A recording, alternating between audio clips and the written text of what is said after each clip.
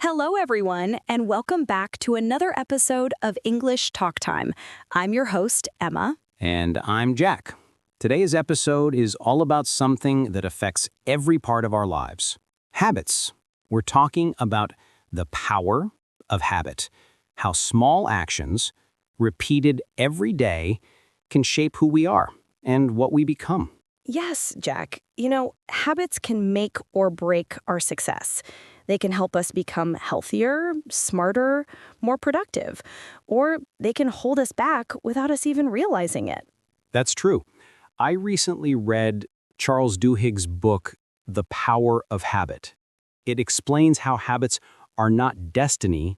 They can be changed once we understand how they work. Exactly. Let's start by explaining what a habit actually is. A habit is a behavior that we do automatically, without thinking much about it. It's something our brain does on autopilot. For example, brushing your teeth, checking your phone, or making coffee in the morning. Yes, and what's interesting is that every habit follows a three-part loop: the cue, the routine, and the reward. Right. The cue is what triggers the habit, like an alarm clock in the morning. The routine is the actual behavior, maybe grabbing your phone or making coffee. And the reward is what your brain gets out of it, maybe that feeling of energy or satisfaction. That's why habits are so powerful. Once your brain learns this loop, it stops working hard and just repeats the same pattern automatically. Exactly. That's why changing a habit is difficult, because your brain wants to follow the old routine.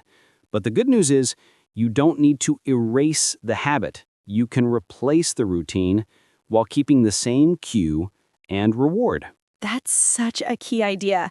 For example, if someone wants to stop eating junk food every afternoon, they can keep the same cue, like feeling bored at 3 p.m., and keep the same reward, maybe a little energy boost. But instead of junk food, they could eat fruit or go for a short walk. Yes, that's called habit substitution.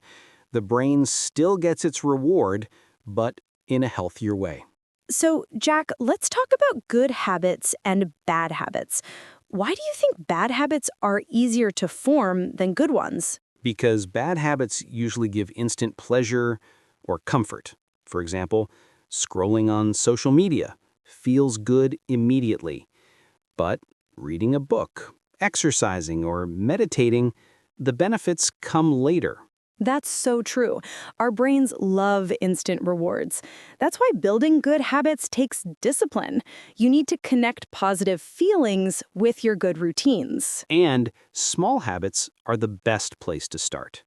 James Clear, the author of Atomic Habits, says you don't rise to the level of your goals, you fall to the level of your systems. I love that quote. It means we don't need to set huge goals. We just need to focus on small daily actions that become systems. Exactly. For example, if you want to be fit, instead of saying, I'll exercise 1 hour every day, start by saying, I'll do 5 minutes of stretching. Once it becomes a habit, you can build up from there. It's like planting a seed. It starts small, but if you care for it every day, it grows into something big. Now let's talk about something deeper: how habits shape who we are. That's a great point. Every action we take is a vote for the kind of person we want to become. If you write every day, you're becoming a writer. If you work out regularly, you're becoming a healthy person. Yes, your identity follows your habits. It's not just, I want to be healthy, it's, I am a healthy person. That small mindset change is powerful. Exactly. Identity-based habits are the strongest because they connect what you do to who you believe you are. So true. I used to say I'm not a morning person, but once I started waking up early to read or meditate, I slowly began to become that kind of person. That's such a great example. Habits don't just change your schedule.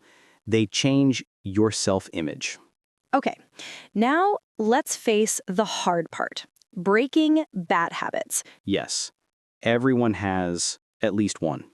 True. Right. So, what are some practical steps people can take to break a bad habit? Step 1. Identify the cue.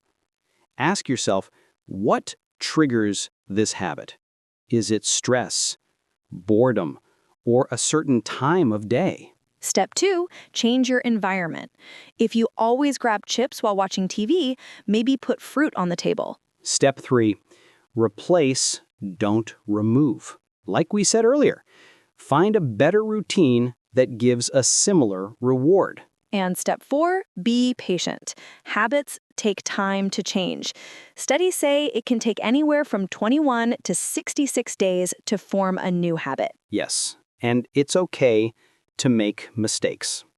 What matters is consistency, not perfection. Exactly. Progress, not perfection. Let's share some real-life examples of how habits changed people's lives. Sure. There's the story of Michael Phelps, the Olympic swimmer. He practiced visualization, a mental habit where he imagined every detail of his race.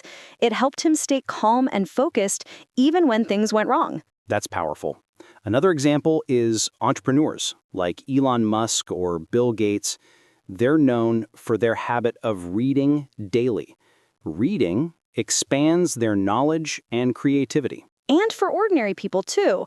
Like a friend of mine who started walking 10 minutes a day, that small habit turned into running, and now she's completed her first marathon. That's amazing.